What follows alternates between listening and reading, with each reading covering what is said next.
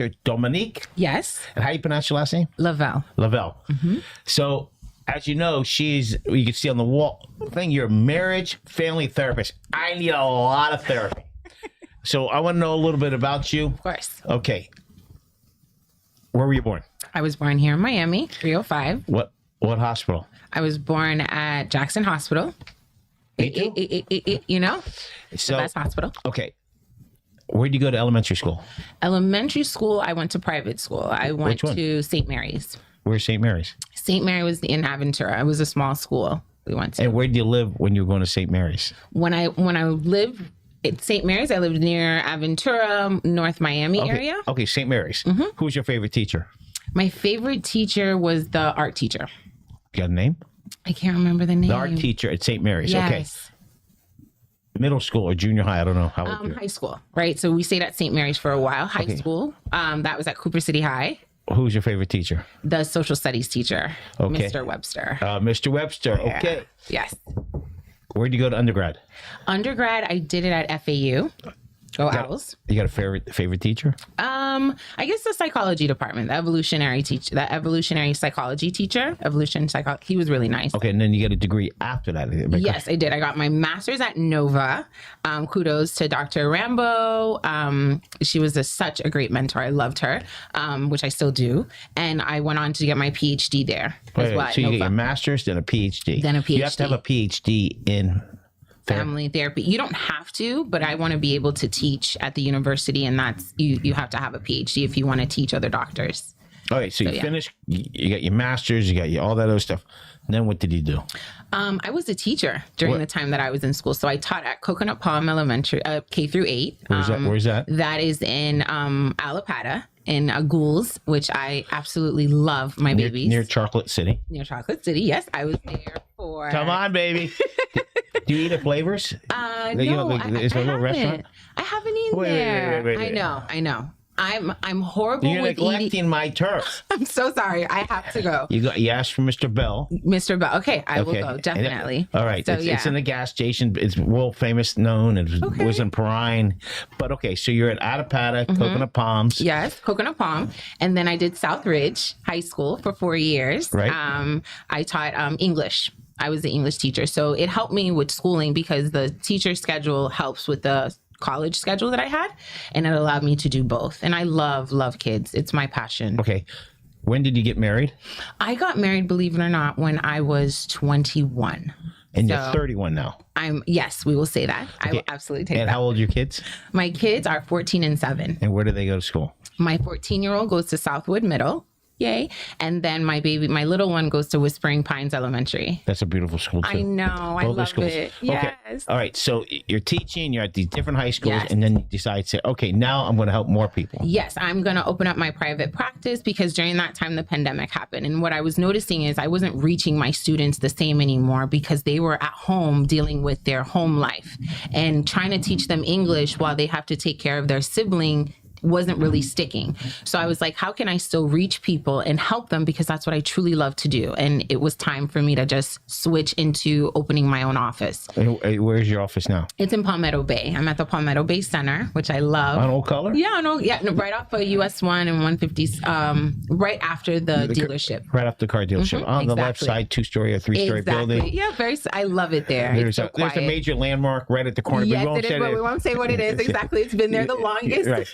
That's a great little location for you. You're right behind the bank. I'm right behind the bank. That used to be a florist, that location. Oh, really? I think it was Herney's. Okay. Okay, so now you have a practice. Yes, now I have my practice. You've been in practice for how long?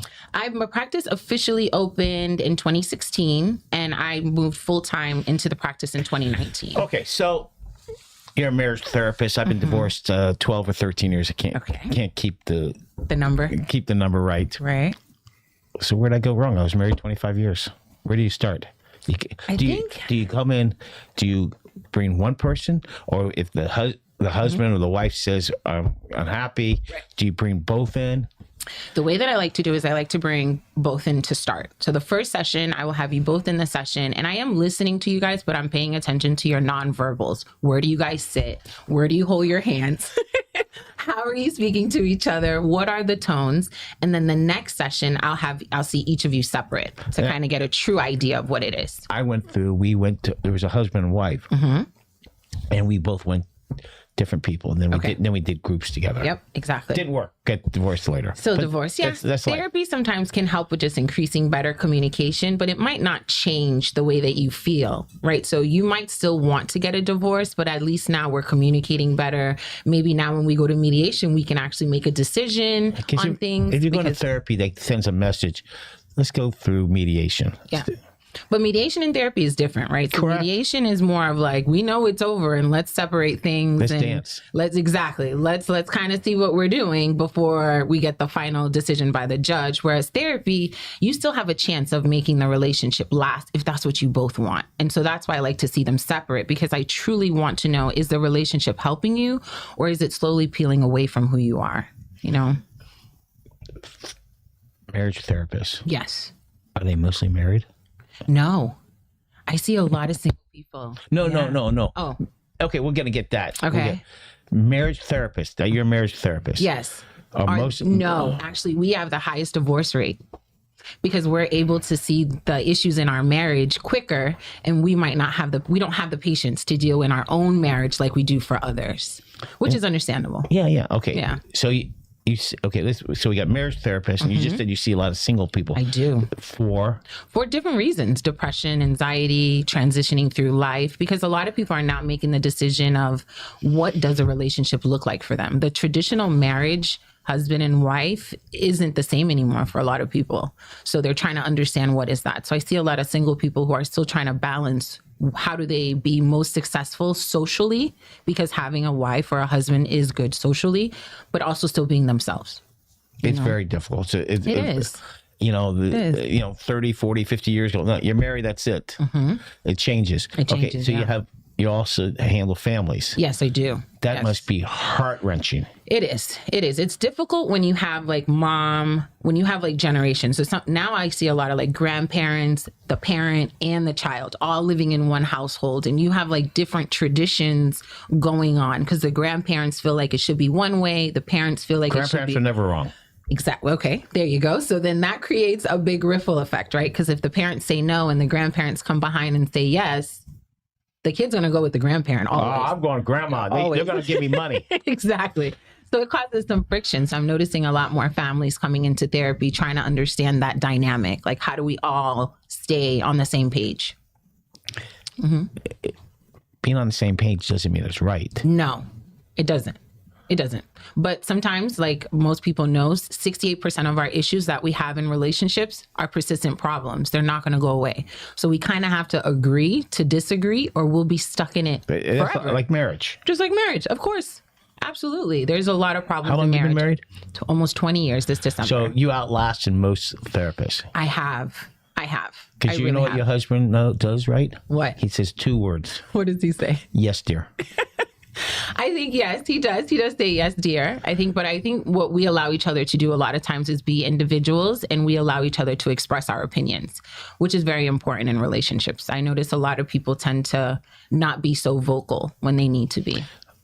Your family therapist, what is the biggest issues you see within families? The biggest issue that I see is a lack of trust and compassion. So 2 issues. We're not compassionate. Who's we?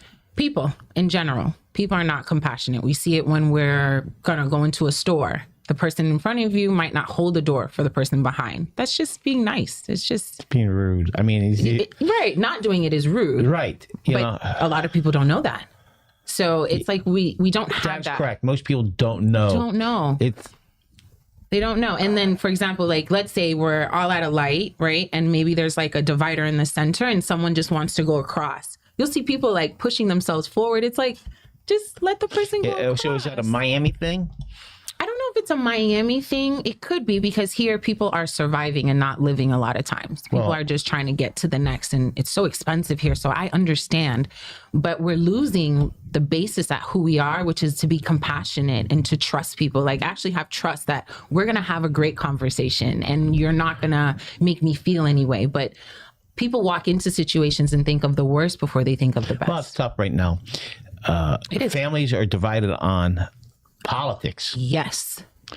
So that's something that changed, right? During COVID, I had a lot of clients coming to me for that reason. Families having issues politically, not connecting, and that kind of went away. And now it's the upkeep again. There's an old saying, when you go to a party, 3 things you don't talk about. Yes. Politics, religion, and sex. Yep. You don't talk about it, you won't have a problem. You won't have a problem. But I haven't...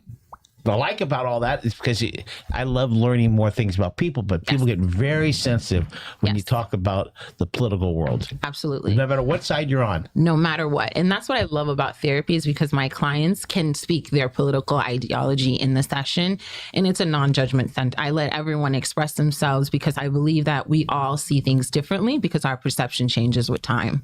So I feel like even though we shouldn't talk about politics in public, we could still be friendly with each other if someone does speak about it, or if we hear something we don't like, we can still be nice. We don't have to be so dismissive at times.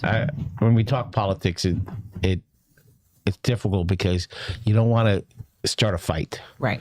But let's go on to the next thing. Mm-hmm. Drugs and children and high school kids or college kids. Is that a big thing? Yes, it is. And do the kids deny it? The thing is, the kids see the drugs differently. Marijuana has gotten to a point where for a lot of kids, it's almost like drinking water. It's almost like it is what it is. It is an issue in high schools that we're seeing in our Cutler Bay, Palmetto Bay, in all areas, I would say. But it is something, it's something that the generation needs to be taught a little bit different. The idea of DARE, of like, no, just say no, just say no. Yes, we want to push it, but we want to teach them why we're saying no. And a lot of times we take the fear route instead of the route of like teaching to understand. So it is an issue that I'm seeing. It is something that parents are coming to me with and asking me, how can they help their teen? How can they help them to not do it? Because it's so available for them, unfortunately.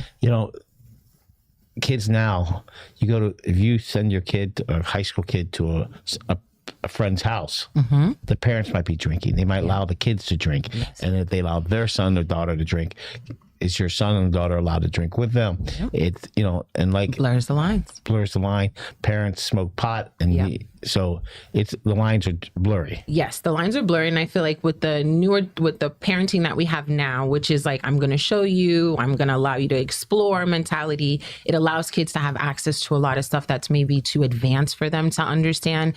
Just like marijuana. Yes, you could see your parents. Okay, if they decide to go that route, that's your parents. They're adults. Their brain is developed. Their frontal lobe has passed the stage of where it's developed. But you, at the age of 16, we have an understanding that your frontal lobe has not yet developed.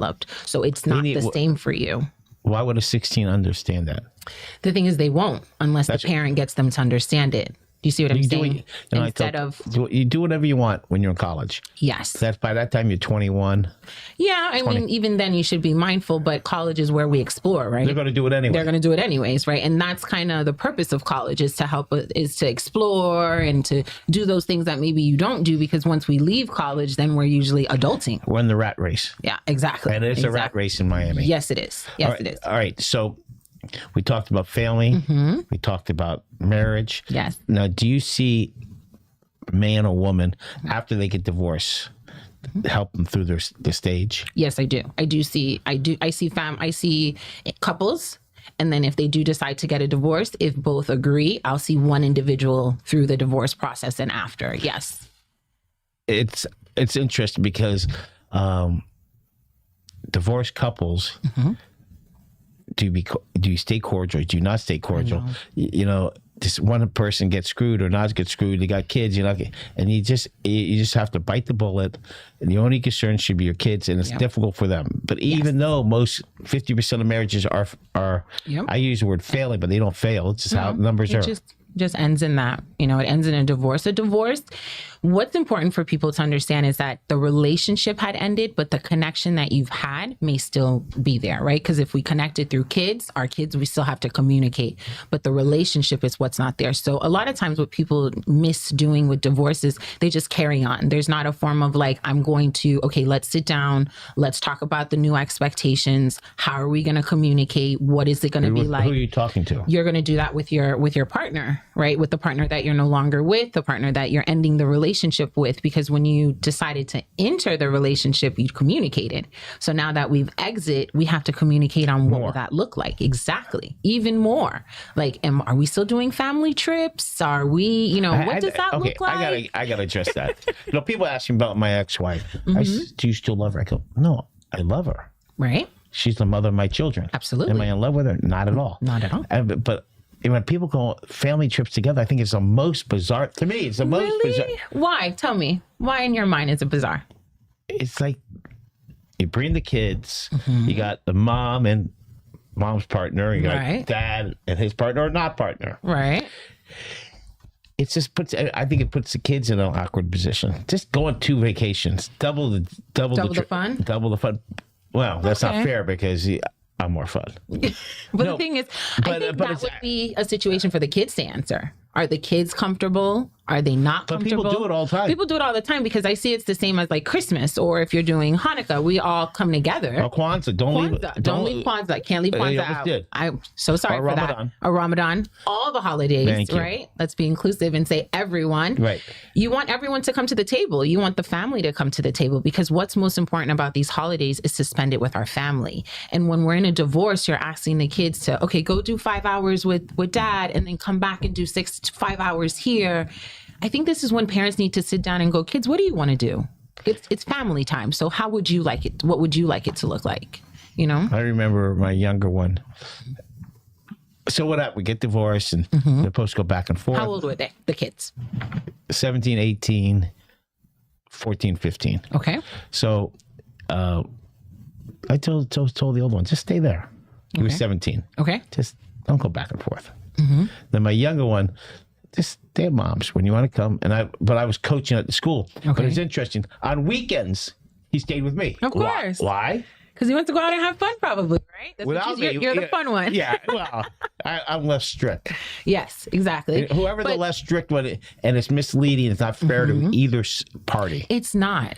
But that's kind of a role that happens in parenting. One will be more strict than the other in certain things. Like for me, I'm really strict on academics. Like you're going to come home, you can have a snack, but you're going to do your work. You do feed them before they start doing homework. That's so nice of you. Isn't it nice? Right. I give their brain a little break, right? And then they start their homework. But whereas my husband's more on the physical side. Like, did you walk today? Did you go ride your bike? What did you do physical? So it's like we're each, it's a balance for the kids. Exactly. And that's what's most important. So even though you were relaxed, I'm sure there was things that you were more strict on that maybe their mother was a bit more relaxed on. So it balances out, Do you see a lot of couples or moms or dads singly talk about their marriage? Not that they want to get divorced, working through issues? No. They keep it quiet. That's where the problem is. Yes. Because the kids feel the energy. The kids feel it. The funniest thing. So I see a little girl. She comes in. Mom drops her off, and then mom leaves, and we're in the session. We're coloring, and I'm like, draw a picture of family. Blah blah blah. We're doing our session, but she doesn't draw a picture of dad. And I go, where's dad? And he goes, mommy. I heard mommy tell someone he's disappearing.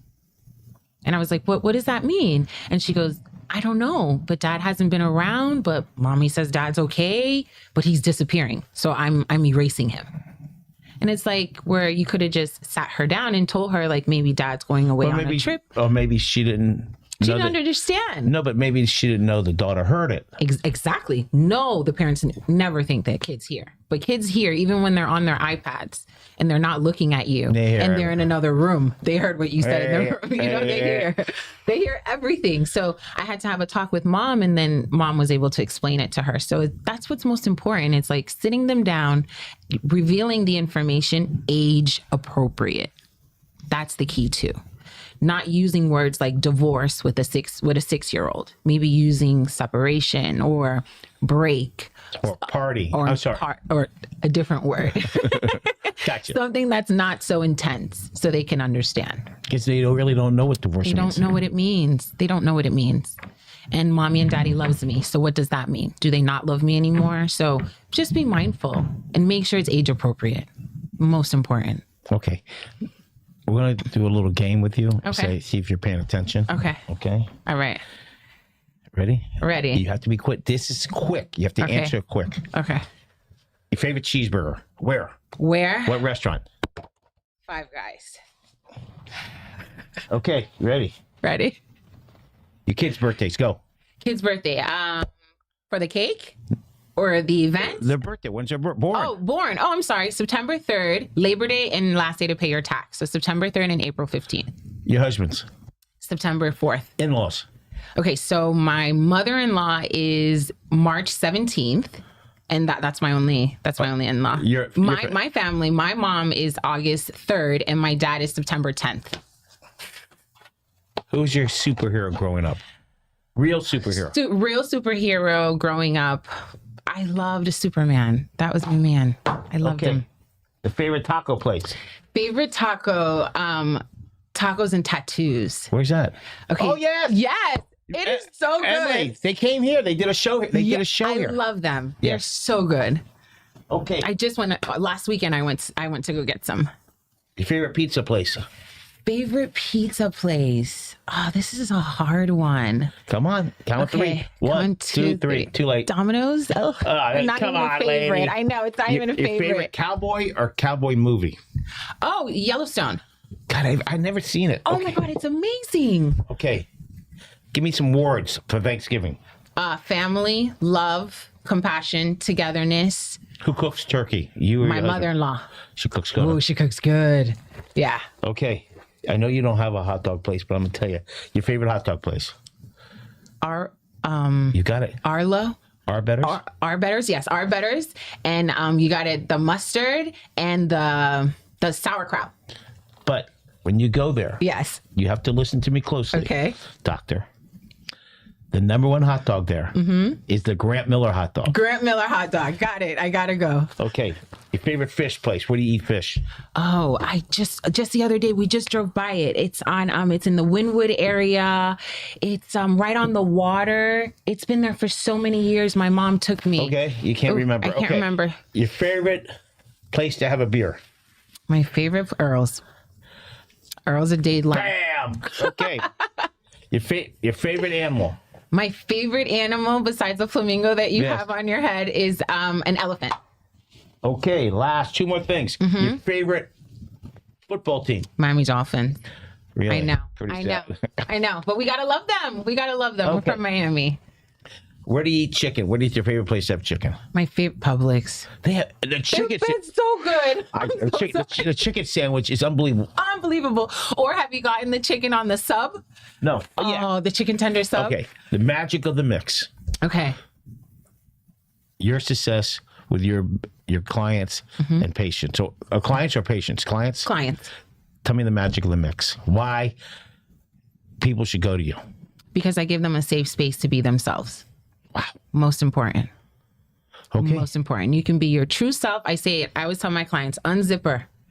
Let me see what's going on. Because as people, I see that we're just putting armor on and no one really knows the way that we feel, what we're experiencing, what's our perspective on things because of fear. I feel like we're living in fear when we need to release the fear and start building some compassion. You like that person, I like this person, but I still like you. We could still go hang out. We lost that somewhere. So that's what I do. I create that space.